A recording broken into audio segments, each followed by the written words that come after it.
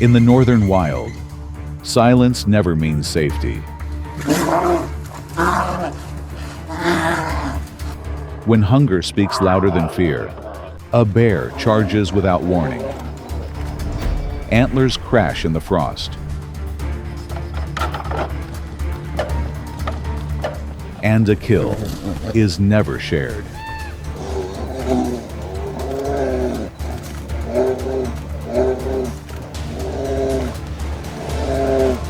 Here, strength is tested not once, but again and again. Because in this place, power shifts with every stare, every step.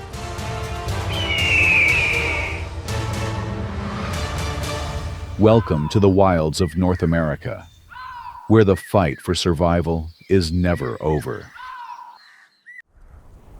As the cold retreats and the land begins to stir, a hush settles over the wild. And from the silence, the bear rises.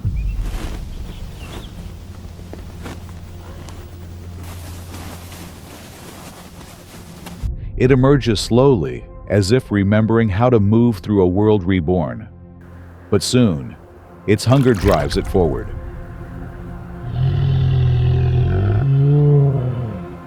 From the forests of Alaska to the highlands of the Balkans, bears move with purpose and presence. Few creatures embody raw power the way a bear does. With bone-thick limbs and shoulders rippling beneath dense fur, they are living reminders of a world once ruled by giants.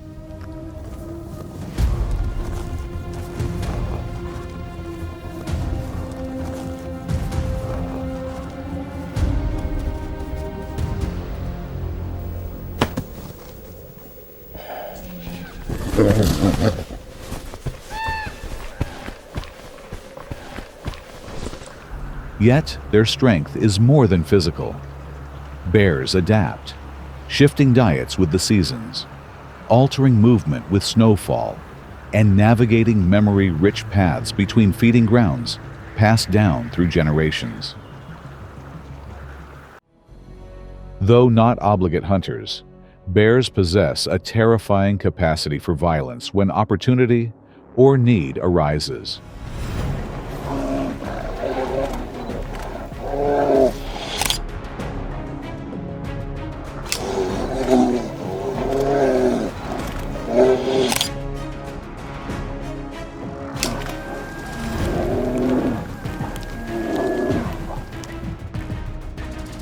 In early spring, when the forest is still thin with life, they patrol for signs of weakness. A young elk separated from its mother. They can sense hesitation and strike with a force that few prey can survive. But not all their hunts involve open chase. Along rivers, the spectacle changes. During the great salmon runs, bears line the banks like seasoned anglers. Yet, this isn't a peaceful gathering. Competition hums beneath the roar of water.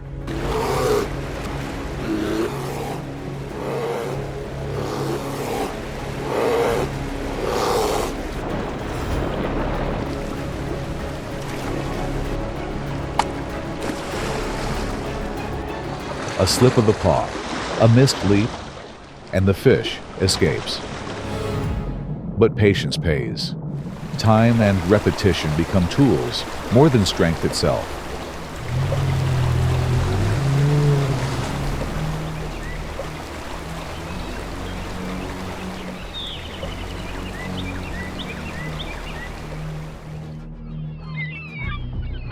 Strength attracts challenge, and challenge is never far in the bear's world.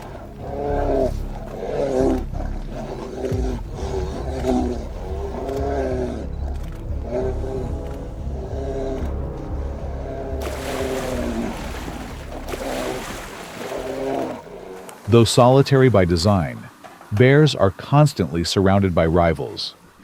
A dominant male prowling too close to another's territory.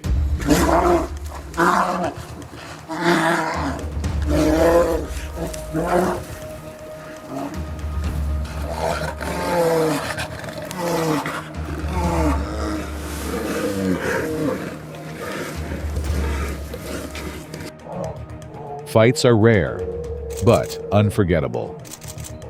But when both refuse to yield, the clash becomes primal.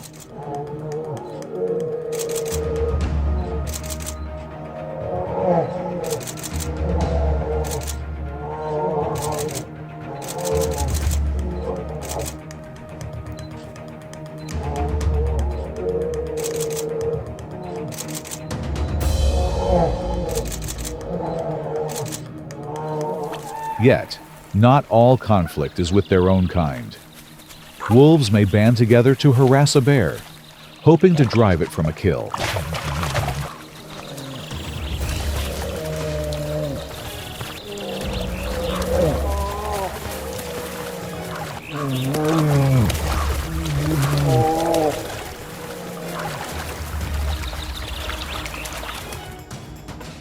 And in the harshest seasons, even a scavenger like the bear must defend what it claims.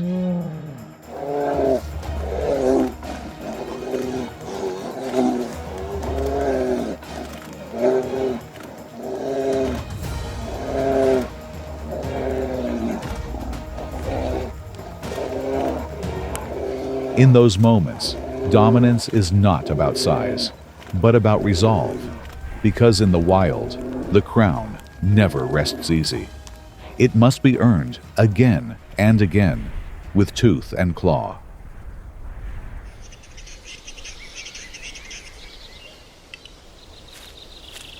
The moose is not just the largest deer of the north. It is the most solitary, the most unpredictable. With antlers stretching like frozen branches, and a frame built for wading through flooded lowlands, it drifts between forest and swamp with a glacier's patience. It does not seek trouble, but trouble often finds it.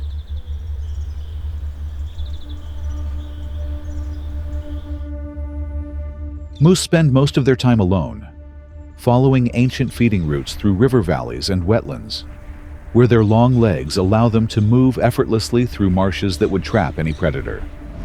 Bears wait near water, hoping to catch a calf straying from its mother's reach.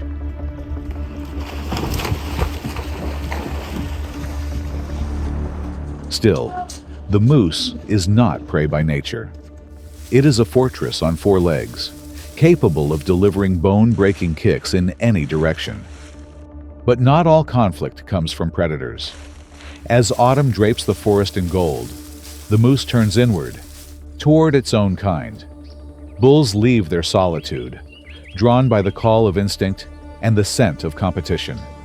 Their vast and gleaming antlers are more than weapons. They are declarations.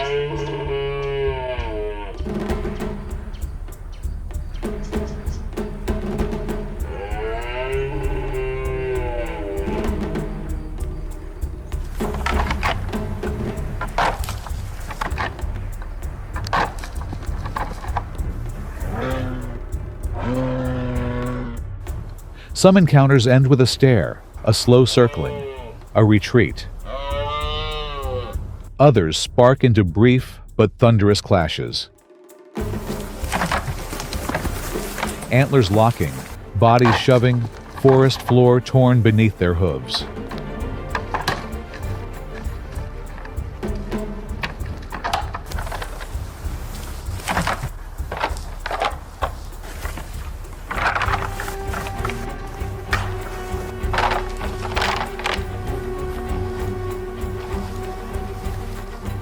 The victor earns the right to pass on his bloodline. The defeated melts back into the trees. As the giants retreat into shadow, a quieter presence emerges. No fanfare, no sound. Only the soft press of fur against frost. The lynx does not move through the forest. It inhabits it. It does not run prey down. It waits for the world to forget it's there. It crouches near snow-covered trails along frozen thickets, where hares flit between cover. It listens, waits. Then, a surge of muscle.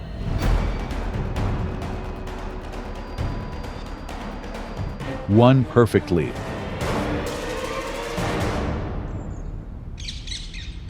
But when hares grow scarce, the lynx adapts.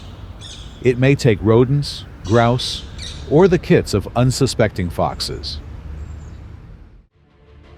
In the harsher corners of the Himalayas, it follows the scent of markhor, creeping along the crags with breath held and muscles coiled, before striking low behind the shoulder.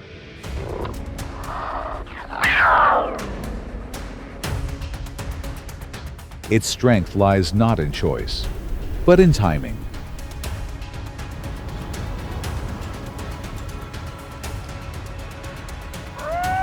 The lynx walks alone, but its silence carries through contested ground. In the boreal forests, coyotes are never far. They don't chase outright. They follow.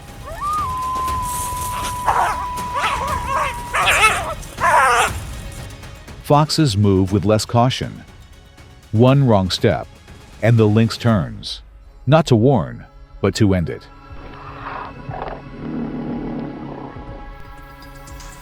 As winters grow shorter, a new presence spreads from the south. The bobcat, smaller, more impulsive, less bound to snow.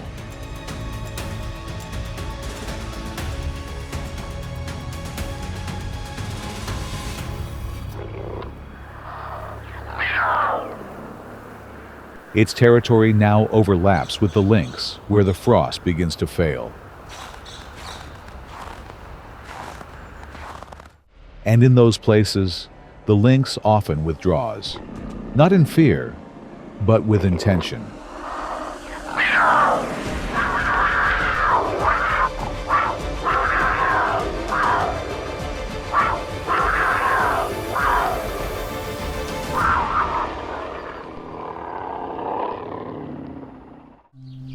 Another animal steps into the open while the lynx vanishes between the trees, not with silence, but with sound.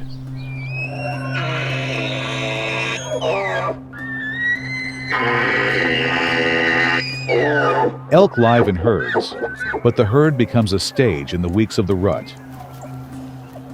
Their calls slice the dusk, echoing across valleys, daring rivals to respond.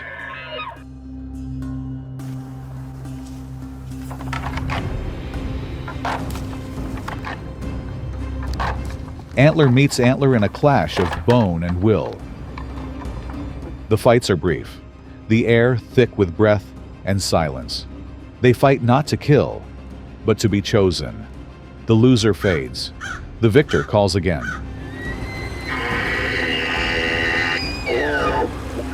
The drama of the rut attracts more than attention. It draws danger.